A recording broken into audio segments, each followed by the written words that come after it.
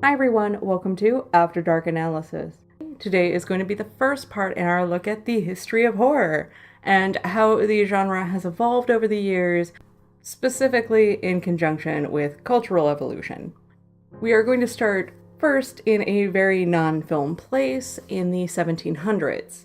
This is where we had Poe, Mary Shelley, Bram Stoker. The literature of the time rested heavily on castles, secret passageways, dungeons, and forests.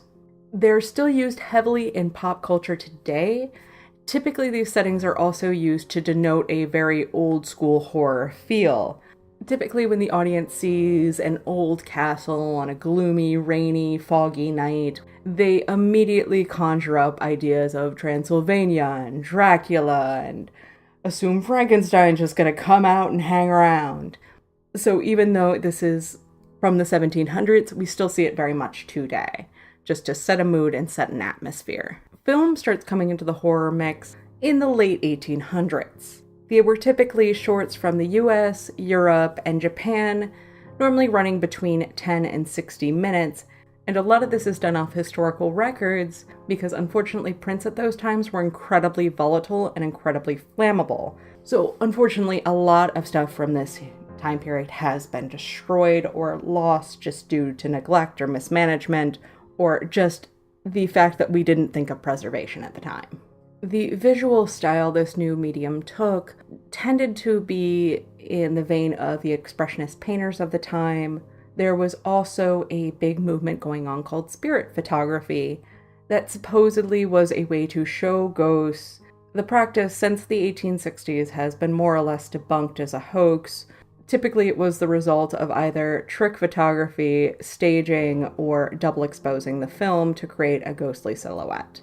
The films of this time took their narratives heavily from the classic horror literature of the 1700s and a lot from mythology as well.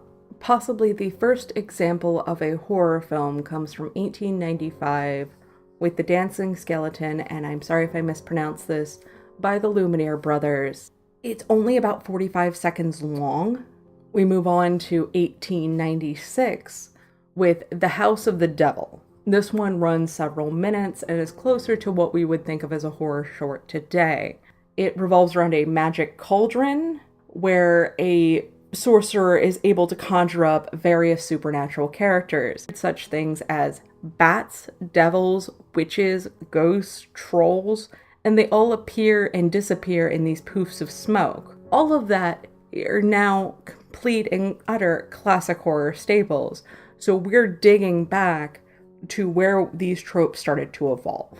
A skeleton also appears in the film, and again, we just had a movie called Dancing Skeleton. Nobody really likes to be reminded of their own mortality, and at a time where it was very, very taboo to touch or study or otherwise mess with a dead body, the skeleton is much more frightening. Skipping ahead quite a bit, in 1910 we get our first iteration of Frankenstein. And what we see in this telling isn't very different from what we see in the Frankenstein tale today. Again, it's all going from the same source material of Mary Shelley's book, but there have been some twists and turns and changes throughout the years. Again, we see Dr. Frankenstein. He tries to reanimate a human being. He ends up creating a misshapen monster. In this version, Frankenstein is engaged. His fiancée comforts him, tries to make him feel better about what he's done. The monster comes back on their wedding night. He sees himself in the mirror, freaks out because he realizes how hideous and deformed he looks in comparison to other human beings, and leaves, later returning to go into the new bride's bedroom, not saying anything happened there, just saying at the time a man entering a woman's bedroom who is not his wife was very, very frowned upon, no matter what happened in there.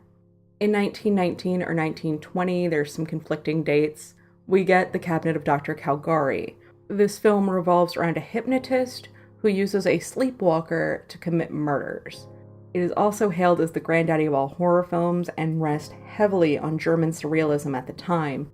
This means that the sets were very jagged with very hard edges, and there's a lot of heavy contrast in this film.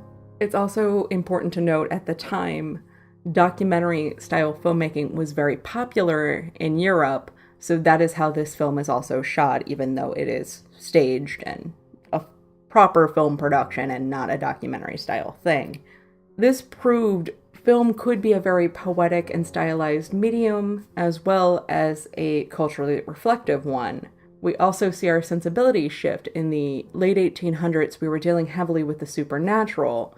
In Frankenstein and Cabinet of Dr. Caligari, there is some supernatural element, because you shouldn't be able to sew parts back together and make it live, and hypnotism is somewhat still considered to have a bit of a supernatural bend. But we're seeing the fears getting more humanized. These are people doing bad things now, instead of a scary ghost popping up. This concludes part 1 of our look at horror history. Join me next time, and we will be discussing golems and why they got used so heavily at the beginning of horror. As always, if you like what you're hearing, please hit like, comment, subscribe. If you don't like what you're hearing, please leave a comment and let me know. Thank you.